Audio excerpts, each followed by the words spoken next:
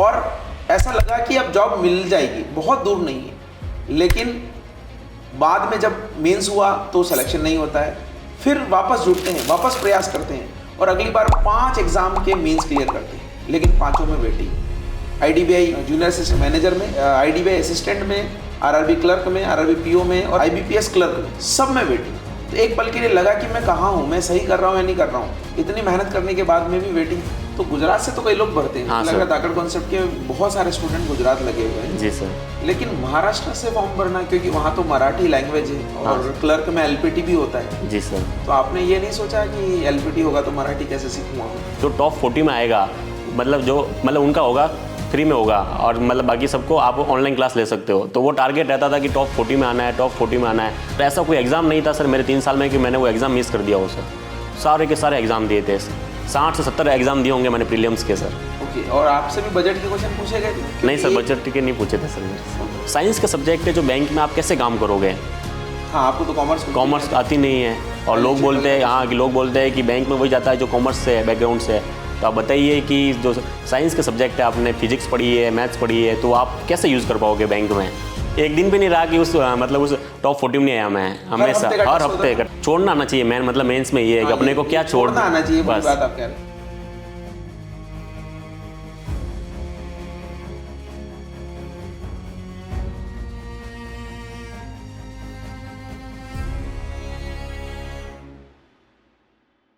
आज के पॉडकास्ट में हम बात करेंगे ऐसी कहानी की, ऐसे इंस्पिरेशन की जो आपको अंदर तक मोटिवेट कर दे।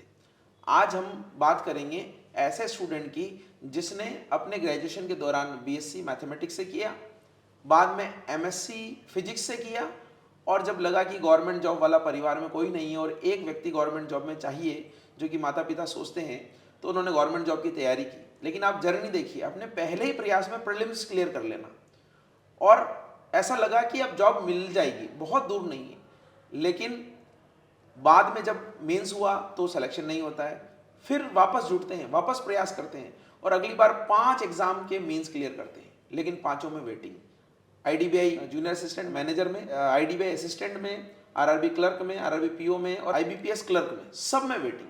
तो एक पल के लिए लगा कि मैं कहाँ हूँ, मैं सही कर रहा हूँ या नहीं कर रहा हूँ। इतनी मेहनत करने के बाद में भी वेटिंग। लेकिन अल्टीमेटली उनकी वेटिंग क्लियर होती है और उनका सिलेक्शन होता है पीएनबी क्लर्क। वो महाराष्ट्र में काम कर रहे हैं आज, लेकिन आज तो काम कर रहे हैं, लेकिन वो उस समय जो उन्होंने फील किया कि इतनी तैयारी करने के बाद मेरा सिलेक्शन फाइनली नहीं हुआ, और उसके बाद में भी इन्होंने वापस से एग्जाम दिए और अपनी तैयारी को इतना स्ट्रॉन्ग कर रखा था कि ड्यूरिंग द ट्रेनिंग कम तैयारी, बिना तैयारी के करते हुए भी एग्जाम दिया इस बार। और इस बार जो कट ऑफ है उससे 30 नंबर ज़्यादा लेकर आए। यानी जो कट ऑफ है उतना तो मैथमेटिक्स और सिर्फ रीजनिंग में लेकर आए। तो हम बात कर रहे हैं आज संजय माली की, जो पाली जिले के फालना के पास में एक छोटा सा गांव पड़ता है, लाटारा, वहाँ से बिलोंग करते हैं। और बहुत ही छोटे कस्बे से होते हुए भी इन्होंने अपने सपनों को उड़ान दी और उनको सच करके दिखाया। तो संजय, आपका धाकड़ कॉन्सेप्ट के इस पॉडकास्ट सीरीज में बहुत बहुत स्वागत है, वेलकम है। आपको हमने महाराष्ट्र से याद किया है क्योंकि अभी आप वहाँ पर पोस्टेड हैं। जी सर।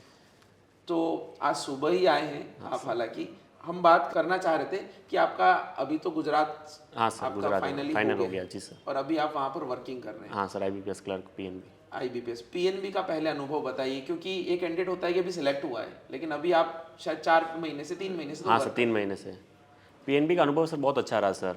उसमें सर मैंने कस्टमर डीलिंग की, कस्टमर से कैसे बात करते हैं, उनके जो भी डाउट आते हैं उसको कैसे सॉल्व करते हैं, तो उसका भी सर मतलब मुझे बहुत अच्छा लगा उधर काम कर। इसके अंदर जाना सर सबसे बड़ी बात ये है, अंदर जाकर कैसा फील होता है, तो वो सर बहुत अच्छा लगा सर पीएनबी में। तो आप अभी क्या ऑपरेशंस देख रहे हैं? सर एज ए कैशियर काम कर रहा हूँ मैं, एज ए कैशियर काम कर रहा हूँ सर। जी सर।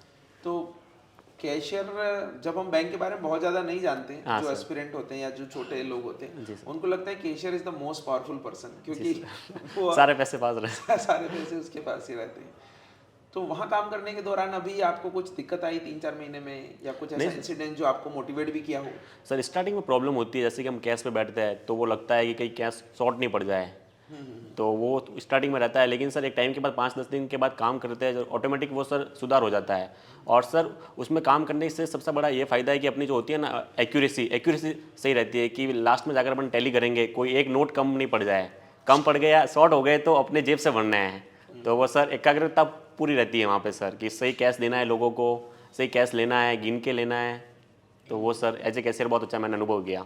एक पहली बार में जो व्यक्ति अपना कैश टैली कर लेता है, स्टॉक टैली हम बोलते हाँ हैं, सर। मैंने भी कैशियर के रूप में काम किया था। जी तो हमारा ये रहता था कि दिन भर में जो भी आपने कैश लिया है एक ही शॉट में हाँ काउंट हो जाए, टैली हो जाए। टैली हो जाए। जी सर। तो बहुत अच्छा एक्सपीरियंस रहा है आपका। हाँ सर। आप स्टूडेंट को कैसे बता पाएंगे कि आप जो मेहनत कर रहे हैं ना उसका फल, उसका परिणाम एक बार में आपको मिल जाता है जब आप बैंक के अंदर जाते हैं। बैंक के अंदर कई जाते हैं लोगों को ये अनुभव नहीं होता है कि हम जॉब लगने के बाद कितना अच्छा हमारे साथ हमारे होगा। साथ तो तो आपने अपने सिलेक्शन के बाद कैसे इसको महसूस किया, कैसे कैंडिडेट को बता सकते हैं कि आप लगे रहो क्योंकि आप जो मेहनत कर रहे हो उसका फल मिलेगा आपको और बहुत बड़ा फल मिलेगा। सर जैसे कि हम कंटिन्यू प्रयास करते हैं तो सर सिलेक्शन होता है। जिस दिन सर इतना अच्छा लगता है कि उस दिन पूरी रात मुझे सर नींद नहीं आई थी, इतनी खुशी हो गई थी कि इतने एग्ज़ाम दिए थे सर मैंने, कंटिन्यू 25 से 30 तो मेंस दिए थे।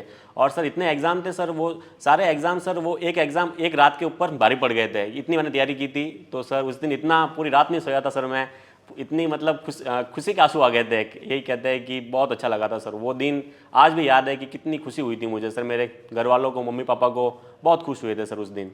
और वो भी आपका वेटिंग क्लियर हुआ था सर, क्योंकि फर्स्ट टाइम में नहीं हुआ था। हाँ तो सर। हर 3 महीने में हर 3 महीने वेटिंग क्लियर आती है जो सर।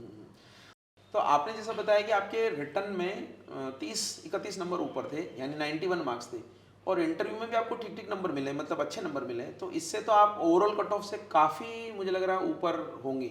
जैसे कि देखिए, जैसे कि रिटर्न और जो इंटरव्यू के मेरे मार्क्स थे वो कट ऑफ से बहुत अच्छे मार्क्स थे। और ऐसा देखा जाए कि जो पूरे ओवरऑल गुजरात में सर मेरी जो कैटेगरी में रैंक थी जो सर टॉप 3 रैंक थी सर, टॉप 3 में आया था सर मैं। तो अभी इस बार तो आपका फाइनली selection। आरआरबीपीओ गुजरात जी से सर, हुआ है, गुजरात अभी आप से। महाराष्ट्र से वर्क कर रहे हैं। जी सर। तो नए एस्पिरेंट को आप ये बताइए कि महाराष्ट्र, गुजरात, ये अलग अलग स्टेट से फॉर्म भरने की क्या आपकी रणनीति थी?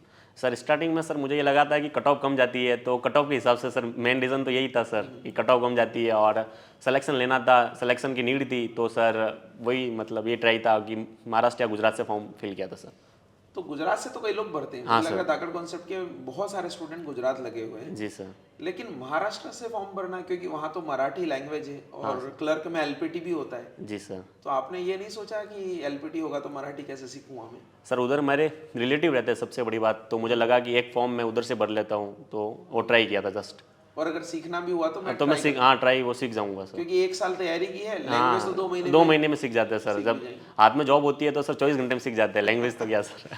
नहीं, ये आपका कॉन्फिडेंस जो है कई लोगों को प्रभावित भी करेगा। जी सर। क्योंकि अल्टीमेटली हमारा जो गोल है उसको हम कैसे अचीव करें ये होना चाहिए, बजाय इसके कि एक्सक्यूजेस हो कि मराठी मुझे नहीं आती, गुजराती मुझे नहीं आती, या ये लैंग्वेज नहीं आती, या ये मैथ्स नहीं आती, या रीजनिंग नहीं आती है।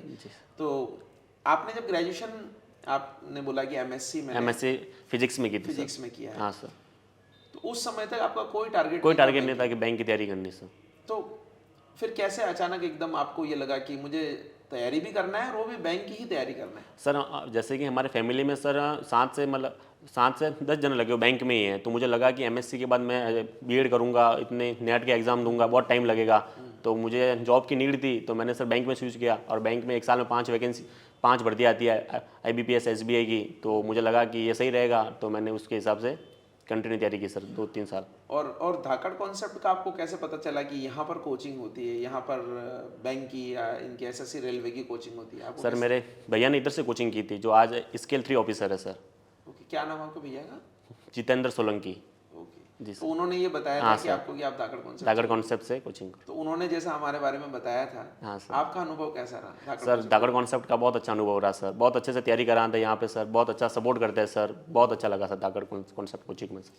आपने जब पहली बार इंस्टीट्यूट आए थे, जी सर, तो जो शुरुआती क्लासेस होती हैं, जैसे मैथ्स हो गया, रीजनिंग हो गया, इंग्लिश हो गया, ये चलता है, फिर बाद में बैंकिंग अवेयरनेस और करंट अफेयर्स की क्लासेस चलती हैं। जी सर। तो शुरुआत में जब आप धाकड़ कॉन्सेप्ट में क्लासेस ले रहे थे, जी सर। उस दौरान आपको लग गया था कि मेरा हो जाएगा सिलेक्शन?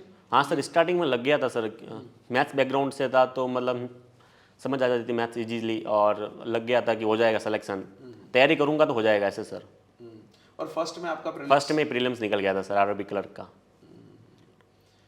धाकड़ कॉन्सेप्ट के पढ़ने के दौरान आपको कोई ऐसा इंसिडेंस या ऐसा कुछ बताना चाहें आपको, जो आपको लगे कि ये मेरी जर्नी में बहुत बड़ा रोल प्ले कर? सर मेरे सिलेक्शन में सबसे बड़ा रोल ये था सर कि 1 अप्रैल को सर मेंस का बैच लगा था धाकड़ में, तो उस टाइम सर 170 लड़के आए थे। तो उस टाइम सर ये हुआ था कि के सर और आप ही आए थे क्लास में कि जो टॉप 40 में आएगा, मतलब उनका होगा, फ्री में होगा, और मतलब बाकी सबको आप ऑनलाइन क्लास ले सकते हो। तो वो टारगेट रहता था कि टॉप 40 में आना है, टॉप 40 में आना है। टॉप 40 में आएंगे तो कल क्लास में एंट्री होगी, नहीं तो कल क्लास नहीं जा पाएंगे। तो उस टाइम सर वो 3 महीने क्लासेस चली थी ना सर, बहुत अच्छा कंटेंट पढ़ा था हमने, बहुत अच्छी लेवल की प्रैक्टिस की थी, डीआई की, पजल की, इंग्लिश की, जीके बहुत अच्छा किया था। तो सर बहुत सब उधर से बहुत इंप्रूवमेंट मिला मुझे, और बहुत अच्छी तैयारी हुई सर उस 3 महीनों में। और उसके बाद मैंने एग्जाम दिए थे, पाँचों के पाँचों वेटिंग में रहे थे, फिर 2025 में क्लियर हो गए 3 एग्जाम। तो वो ऑफलाइन कोचिंग का एक बेनिफिट भी बहुत बेनिफिट रहता है सर ऑफलाइन कोचिंग का। आपको एक एनवायरनमेंट मिला, एनवायरनमेंट, और आपका जो टॉप 40 का टारगेट था कि 40 में मुझे आना है, उसके लिए आप मेहनत करते ही करते हो। जी सर, क्योंकि टॉप 40 में आएंगे तभी आप, क्योंकि हमारे पास में क्लासरूम लिमिटेड रहते हैं, तो 40 लोगों को बिठा सकते हैं, बाकी लोग घर से ऑनलाइन देख लीजिए, लेकिन वो 40 लोग वहाँ बैठ के पढ़ेंगे, उसमें आने के लिए कंपटीशन रहता था सर, और मजा भी आता, बहुत मजा आता था सर पेपर देने में सर। वो रहता था कि टॉप 40 में आना है, टॉप 40 में आएंगे तो क्लास में एंट्री होगी, नहीं तो फिर एंट्री होगी नहीं।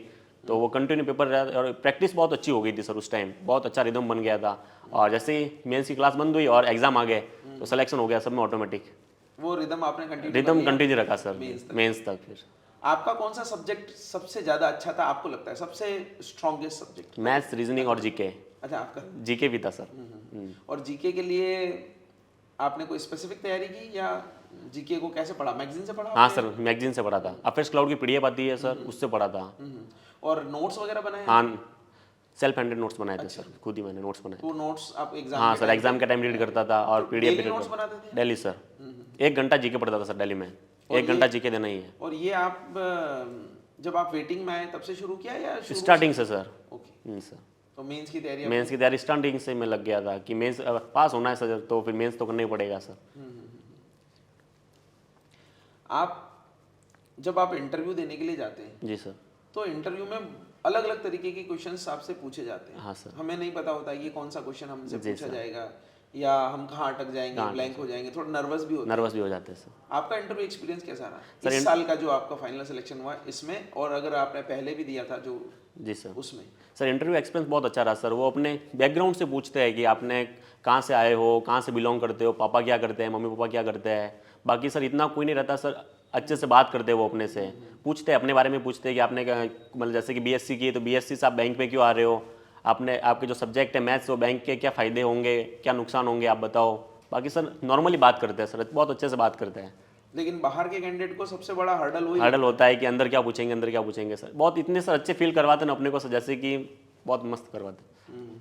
और कई बार ब्लैंक भी अगर हम हो जाते हैं, हाँ, तो सपोर्ट करता है सर, वो सपोर्ट करते हैं, बहुत अच्छा सपोर्ट करते हैं। आंसर बता देते हैं कि मतलब हिंट दे देते हैं, तो ऑटोमेटिक याद आ जाता है कि हाँ यही, फिर वो अपन आंसर दे पाते हैं। एग्जाम जिसे इंटरव्यू फोबिया होता है, वैसे प्री या मींस में भी मुझसे कुछ कैंडिडेट बात भी कर रहे थे थोड़ा टाइम पहले कि सर हम ऐसे तो बहुत अच्छा पढ़ लेते हैं, प्रैक्टिस भी कर लेते हैं, मॉक भी लगा देते हैं, अच्छे नंबर आते हैं, जैसे एग्जाम में जाते हैं सारा कुछ गड़बड़ हो जाता है। वो 1 घंटे में इतना प्रेशर फील करते हैं कि हम कुछ कर ही नहीं पाते। आपके साथ हुआ है? हाँ सर, हुआ, स्टार्टिंग में हुआ था सर। होता है सर, इसके लिए मैंने ये किया कि जितने भी सर एग्जाम आते थे ना, सारे एग्जाम पियोन से लगा के पीओ, सारे एग्जाम में सारे के सारे फॉर्म भरता था, वो उस फियर को हटाने के लिए, ताकि मैं एग्जाम आए तो मैं अच्छे से दे पाऊँ। तो सर ऐसा कोई एग्जाम नहीं था सर मेरे 3 साल में कि मैंने वो एग्जाम मिस कर दिया हो सर। सारे के सारे एग्जाम दिए थे, 60 से 70 एग्जाम दिए होंगे मैंने प्रीलिम्स के सर। और इतने एग्जाम दिए, इतनी मेहनत की, फिर फाइनली आपका 4-5 में वेटिंग आ गया। वेटिंग आ गया। तो वो दौर में क्या मोटिवेशन था, या आपको क्या लगा उस समय कि अब? सर उस टाइम ऐसा लगा था कि सर 5 एग्जाम सर, 1 नहीं 2 नहीं 5 एग्जाम में वेटिंग, तो मुझे लगा कि मैं छोड़ ही दूँ सर, इतनी मेहनत करने के बाद भी सिलेक्शन नहीं हो रहा अपना, तो कहीं तो लगा कि छोड़ ही दूँ। तो सर उस टाइम मेरे मम्मी पापा ने सपोर्ट किया कि तू कर रहा है मेहनत, आज वेटिंग में आया, जो लोग फेल हुए उनसे तो सही है कि तू वेटिंग में है, तो अभी पॉइंट 13 से है, तो और थोड़ी सी मेहनत कर ले तो पॉइंट 13 हो जाएगी, 1 में सिलेक्शन हो जाएगा। तो सर उस टाइम ये बहुत सपोर्ट रहा मम्मी पापा का। और कई लोग ना यहीं पर स्टॉप कर देते हैं। जी सर, ज़्यादातर लोग। हाँ सर, जॉब में चले जाते हैं। जॉब में इस बार तो आपका एग्जाम भी जॉब देते हुए जॉब ही, देते हुआ क्योंकि आपने दिसंबर में join दिसंबर में, हाँ ज्वाइन किया था, और ट्रेनिंग थी दिसंबर में, ये मेंस हुआ है 28 दिसंबर को 28 दिसंबर को। तो आपका मतलब उधर तो नया जॉब नया जॉब और इधर ही एग्जाम, सर। और तैयारी उतना हो ही नहीं पाई थी तैयारी। तो फिर कैसे आपने किया? लेकिन सर मैंने जो तैयारी की थी पिछले सर प्रीवियस 2 साल से तैयारी की थी, वो 2 साल सर इतनी अच्छे से तैयारी कर ली थी सर कि जब मैं एग्ज़ाम देने गया तो मुझे कॉन्फिडेंस आ गया था कि ये मैं अच्छे से कर लूँगा। और सर मेरे बहुत अच्छा पेपर हुआ था उस दिन, तो मुझे लगा कि तैयारी जो करते हैं अपन, मेहनत करते हैं वो एक दिन सफल होती है, शिद्दत से मेहनत करनी पड़ती है अपने को, और उसका रिजल्ट पक्का मिलता ही है। अपन मेहनत करेंगे तो श्योर उसका सिलेक्शन होगा ही। अपन अब मेहनत ही नहीं करेंगे तो फिर अपन बोलते हैं कि सिलेक्शन नहीं हुआ, सिलेक्शन नहीं हुआ।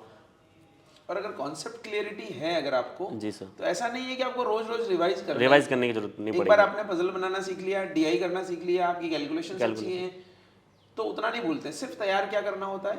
General awareness. जनरल अवेयरनेस तैयार कंटिन्यू उसके तैयार लिए करना आपको पड़ता अपडेट रहना है, अपडेट रहना पड़ता है। आपका इंटरव्यू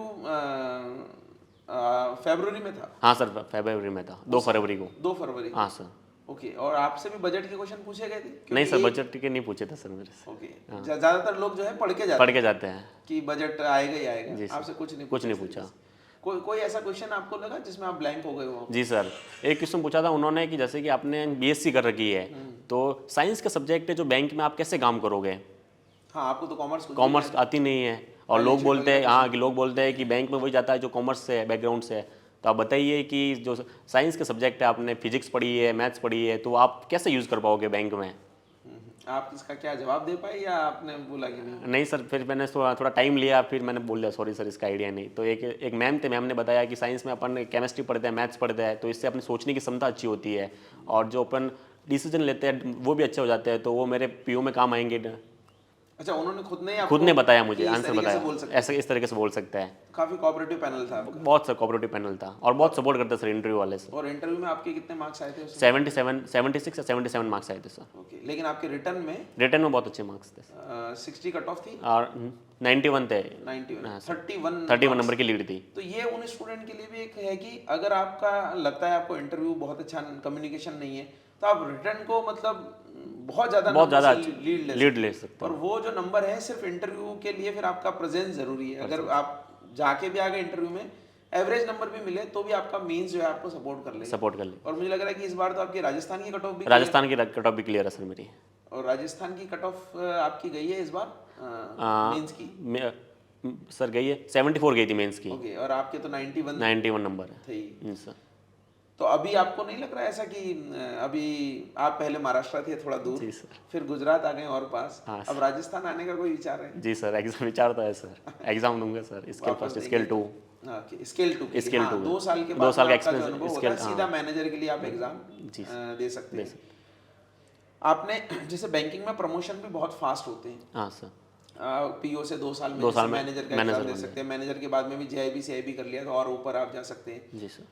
तो आपका क्या टारगेट है कि बैंकिंग में ही आपको करना है आरआरबी वगैरह में, या फिर आप भी कोई और टारगेट कर? सर मेरा सपना है सर, मतलब RBI grade be target, RBI में जाना है। ओके, तो उसकी तैयारी में स्टार्ट कर दी है अभी से ही। मोस्ट ऑफ द कैंडिडेट ना, ये ह्यूमन नेचर भी है कि हम पीक पे जाना चाहते हैं, क्योंकि हमारा एक एग्जाम क्लियर हुआ है, और बैंकिंग में जो सबसे बड़ा एग्जाम है, हाँ सर, वो आरबीआई ग्रेड बी का है। तो उसके लिए आप तैयारी शुरू कर दी? जी सर, अभी 1 महीना हुआ है, तैयारी स्टार्ट कर दी है सर। ओके, और ये आरबीआई असिस्टेंट का एग्जाम तो आप नहीं दे रहे? नहीं सर, आरबीआई असिस्टेंट का नहीं दे रहा, क्योंकि पीओ है ही। पीओ है ही। तो आरबीआई ग्रेड बी का एग्जाम जो आप देना चाह रहे हैं, एक कैंडिडेट हमारे इंस्टीट्यूट से भी सिलेक्ट हुए थे। जी सर। राहुल चौधरी का मैं जिक्र करना चाहूँगा, उन्होंने अभी लास्ट ईयर ही सिलेक्शन लिया था। तो आरबीआई ग्रेड बी की तैयारी के लिए वापस से आप वही रणनीति अपना रहे हैं या कुछ चेंज कर रहे हैं इसमें? सर चेंज करूँगा सर, उसमें सर थोड़ा डिफरेंस रहता है, तो सर मेंस के लिए हाँ, सोशल इकोनॉमिक अवेयरनेस आती है, फाइनेंशियल अलग सब्जेक्ट है, अलग से करनी पड़ेगी सर। आप अपना जो दिनचर्या है वो कैसे मैनेज करते थे? टाइम मैनेजमेंट, सुबह से लेकर शाम तक दिन भर पढ़ते थे, थोड़ा थोड़ा पढ़ते थे, ग्रुप स्टडी करते थे, कैसे पढ़ते थे? सर मैं मतलब जैसे कि सर सुबह 7 से 9 तक मेरा फिक्स टाइम रहता था कि मुझे मेंस का पेपर देना है। 7 से 9 फिक्स रहता था हमेशा। मतलब जैसे कि पेपर देना एक दिन और एक दिन सॉल्यूशन करना, तो सर ये फिक्स रहता था। और फिर जैसे कि 1 से 4 तक क्लास लगती थी मेंस की, तो फिर उसके बाद मैं क्लास लेने जाता था, तो सर वो प्रैक्टिस रहती थी। और फिर शाम को आकर मैं जीके पढ़ता था पर्सनल मेरे लिए, मतलब तो वही रहता था, और बीच में इंग्लिश भी पढ़ता था सर। तो ये दिनचर्या रहती थी। और अभी जॉब में आपका क्या शेड्यूल रहता है? जॉब में सर 10 से 5 तक तो वही रहता है बैंक वो तो में। बैंक का टाइम, बैंक में लेकिन कोल्हापुर में जाने आने में भी तो आपको, या पास में ही ले रखा पास में ले रखा सर, जस्ट। हाँ सर, है? मुंबई वगैरह होता है तो आपको घंटा भर तो जाने में जाने में लग जाता है सर। तो नए कैंडिडेट के लिए जो ये सोचता है कि पढ़ाई बहुत मुश्किल है, ऐसा नहीं है, काम तो बाद में भी करना करना ही पड़ता है है। सर, 9 से 5 तो वहाँ बैठना ही पड़ेगा सर, कस्टमर आए नहीं आए बैठना ही है उधर तो। और उसके अलावा जाने आने का टाइम लग और कभी कभी तो लेट भी होते हैं। लेट भी हो जाता है सर, तो इससे अच्छा तो पढ़ाई ज़्यादा इजी है, पढ़ाई ज़्यादा ही और चाहिए आप सर। अच्छा कर सकते हैं उसमें। बिल्कुल सही। और पढ़ाई के दौरान ना अगर आपका ग्रुप अच्छा है हाँ सर, तो आपको मोटिवेशन भी बहुत अच्छा मिलता है। तो हम अभी कॉन्वर्सेशन में बात भी कर रहे थे कि आपके पास, आपके साथ में भी कई सारे लोग हाँ सर, थे। हम तीन जनों का ग्रुप था सर, 3-4 जनों का, और बहुत अच्छा ग्रुप था सर, बहुत सपोर्ट रहा सर उनका भी कि कैसे क्या पढ़ना है, मुझे बताते थे ये पढ़ो वो पढ़ो, तो उसका भी बहुत सपोर्ट रहा सर। ग्रुप स्टडी बहुत अच्छा रहता है सर। ग्रुप स्टडी अच्छा रहता है क्योंकि एक ही तरीके से अगर हम पढ़ते हैं, एक कमरे में बैठ कर ये अगर हम पढ़ रहे हैं तो उससे हमें इतना चीजें याद नहीं रह पाती, जितना हम जीके डिस्कस करते कोई हैं, सवाल नहीं आए नहीं आया तो डाउट पूछ लेते हैं। तो एक अच्छा ग्रुप आपका अच्छा होना चाहिए सर, होना चाहिए।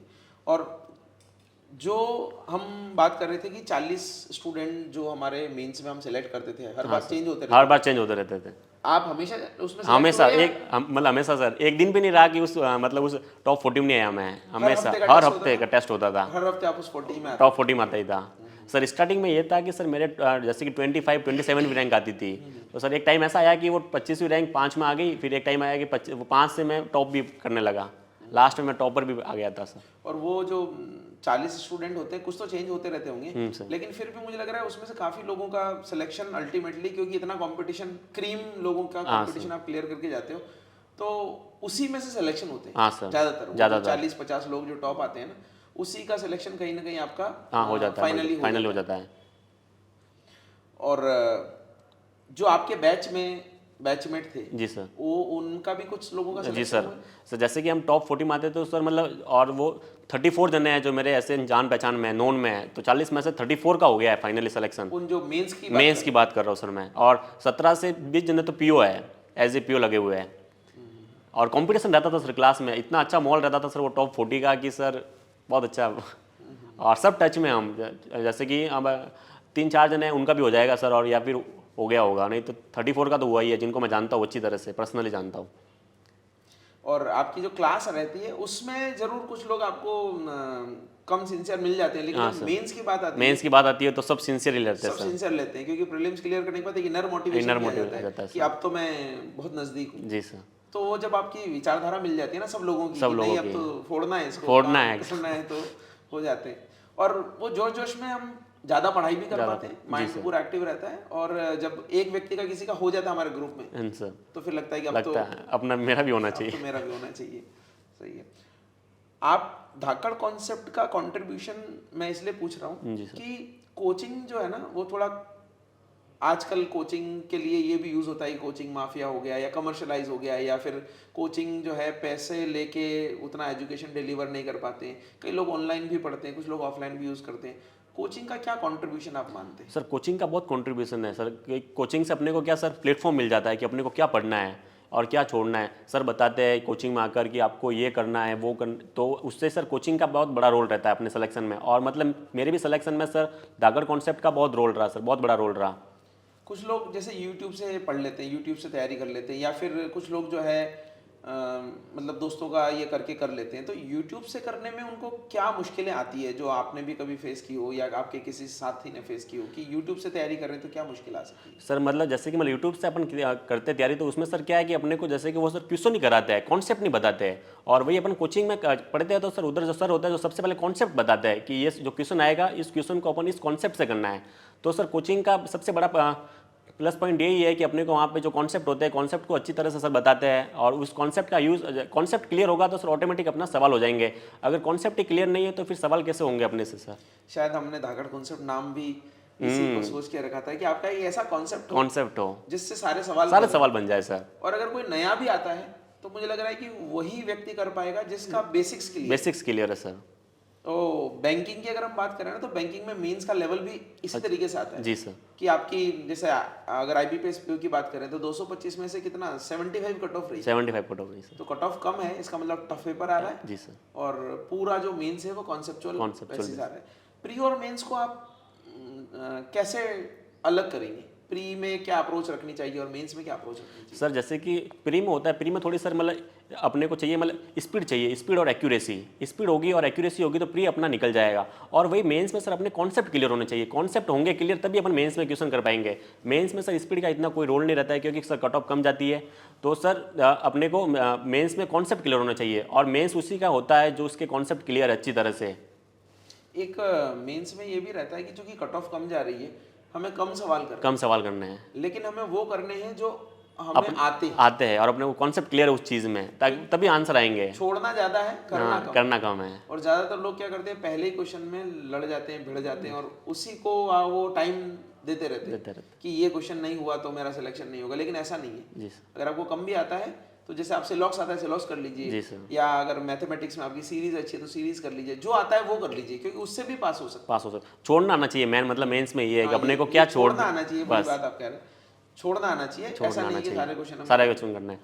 तो जैसे बैंकिंग के एग्जाम में एक चीज और खास है जो कई सारे लोग डिस्कस नहीं करते हैं कि अगर मैथमेटिक्स की बात करें जी सर, तो उसमें डीआई का बहुत बड़ा रोल रहता है। अराउंड 40 to 50% पार्ट तो डीआई का रहता है सर। और अगर रीजनिंग की बात करें तो उसमें मेजर पार्ट जो है आपका पजल से। पजल का सर। इन दो चीज़ों को आपने स्पेसिफिकली कैसे तैयार किया है? इन दो में आपका कैसा था?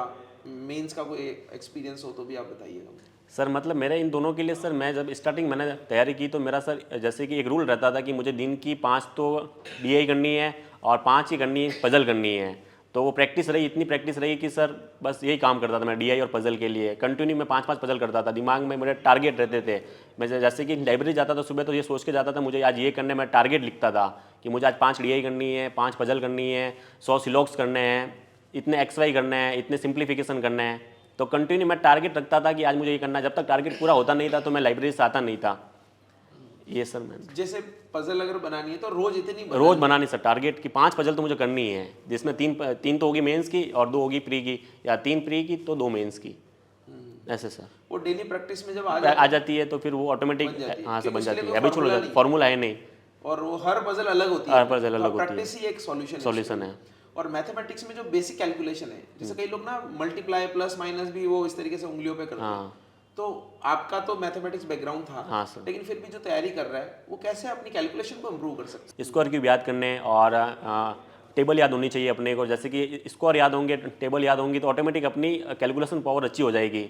और प्रैक्टिस करनी है क्योंकि वो टेबल से याद है, टेबल याद है तो ऑटोमेटिक कट जाते हैं, मतलब हाँ नंबर डिवाइड करना है तो हर क्वेश्चन में मल्टीप्लाई प्लस माइनस तो आते जाते हैं। और अगर कैंडिडेट उसको अच्छे से नहीं कर पा रहा तो 1 2 5 सेकंड दूसरे कैंडिडेट से पीछे रह जाता है और ओवरऑल पेपर में फिर यहीं पर उसका सिलेक्शन रुक जाएगा। जबकि अगर हम क्लास में बोलें, कई बार के सर बोलते भी हैं कि आप टेबल्स याद करें, स्क्वायर क्यूब याद करें, तो कई स्टूडेंट उसको ऐसे लेते हैं कि भाई ये तो बहुत बेसिक चीज़ है, लेकिन बेसिक्स चीज़ में ही आपका सक्सेस का मैन छिपा है। सही है सर।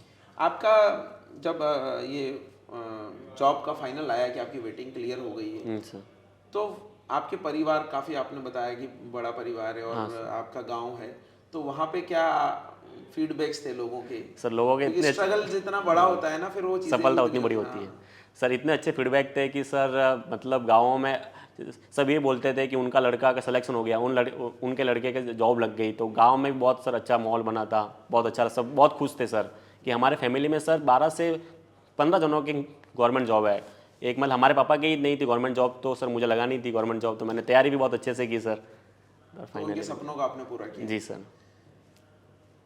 आप गांव जब हम छोटा रहता है ना, तो वहाँ पे कोई भी उपलब्धि बहुत बड़े लेवल पे आती है कि रिकॉग्निशन बहुत ज़्यादा मिलता है। जी सर। शहर में तो एक अगर कोई बैंक में सेलेक्ट हो गया तो उतना पता नहीं लगता है, लेकिन छोटे लेवल पे जब आप उपलब्धि लेते हो तो दूसरे लोग बहुत इंस्पायर होते हैं, क्योंकि वहाँ सबको पता रहता है कि इसका बैंक में सिलेक्शन।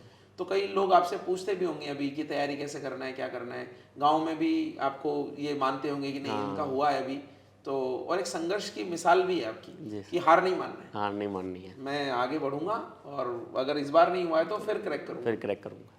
ये मोटिवेशन जीवन में बहुत ज़रूरी है और ऐसा ही मोटिवेशन मुझे लगता है कि इस पॉडकास्ट से उन लोगों को भी मिलेगा जो लोग कहीं ना कहीं बीच मझदार में हैं, बीच जर्नी में हैं, उनको लग रहा है कि मैं हो पाऊंगा नहीं हो पाऊंगा, कर पाऊंगा नहीं कर पाऊंगा, छोड़ दूं या कोई और प्लान भी ले लूं। तो उनके लिए भी ये मुझे लग रहा है पॉडकास्ट काफ़ी हेल्प करेगा। जी। आपका कोई प्लान भी नहीं था या कुछ आपने सोचा था? जैसे आपने एमएससी फिजिक्स तो कर रखा था। जी सर, नहीं सर, प्लान भी मेरा कुछ नहीं था, मेरे दिमाग में एक ही था कि मुझे गवर्नमेंट जॉब लेनी है, कुछ भी हो जाए। नहीं, गवर्नमेंट जॉब भी जैसे एसएससी है, रेलवे है, लोग भटकते भी है कई बार, कभी एसएससी की तैयारी करते, कभी बैंक की तैयारी करते, कभी रेलवे की नहीं तैयारी। सर, मेरा जैसे कि मतलब टारगेट एक ही था, बैंक में जाना है, तो सर मैं ओनली बैंक के एग्ज़ाम देता था, वो सर पियोन से लगा के पीओ एडवांस लेवल के सारा एग्ज़ाम देता था और बैंक के देता था। मेरे दिमाग में एक ही था कि बैंक में जाना है मुझे, तो सर। आप पीएनबी में अभी वर्क कर रहे हैं, जी सर। तो इससे पहले भी आपका किसी में अकाउंट तो होगा या बैंक जाते थे? हाँ सर। वहाँ मोटिवेशन मिलता है बैंक में जाते समय? बाहर से जब हम देखते हैं अंदर काम करने वालों को, सर लगता है मोटिवेशन तो मिलता है कि जैसे वो काम कर रहे हैं, अपन बैंक की तैयारी कर रहे हैं, तो एक टाइम आएगा कि मतलब सेम जैसे कि वो अपने को कैश दे रहे हैं, तो एक टाइम आएगा कि मैं अच्छी तैयारी करूंगा तो एक टाइम के बाद हम मैं भी भी उस लाइन के जगह, उस पार हो हाँ, जाएंगे। उस पार हो जाएंगे लाइन के। और ये मैं कई कैंडिडेट को बोलता भी हूँ क्लासेस में कि आप जिस चीज़ को कर रहे हैं ना, उसको शिद्दत से करिए। शिद्दत अगर से। आपको कभी मोटिवेशन नहीं मिल रहा है तो बैंक चले जाइए। बैंक चले। आप वहाँ जाके देखिए कि कैसी वर्किंग है, कैसे लोग उनसे रेस्पेक्ट से बात कर रहे हैं, पूछ रहे हैं उनको, चीज़ें कर रहे हैं, तो उससे हमारा एक ये तो होता है कि हाँ, मुझे इसी के लिए तो पढ़ना है, यही मुझे ड्रीम जीना है। आपकी सफलता मुझे लगता है कि आज इस पॉडकास्ट के माध्यम से दूसरे लोगों तक भी पहुंचेगी और ये पॉडकास्ट उन लोगों को वापस से एक नई शक्ति, नई ऊर्जा देगा कि एक हार हमारी अंतिम हार नहीं होती है। हम उस हार से सीख कर, गिर कर वापस उठ सकते हैं, अपना सपना अचीव कर सकते हैं, अपनों का सपना अचीव कर सकते हैं और अपनी एक पहचान बना सकते हैं। लेकिन उसके लिए जो पीछे की कहानी है वो ये है कि आपको बहुत मजबूती से चलते रहना है, रुकना नहीं है। तो मैं संजय को बहुत बहुत धन्यवाद दूंगा कि इन्होंने अपनी कहानी को शेयर किया, अपने स्ट्रगल को शेयर किया और मेरी इनके फ्यूचर एंडेवर्स के लिए बहुत बहुत बधाई। तो संजय, थैंक यू आने के लिए और पॉडकास्ट में। Thank you. Thank you sir.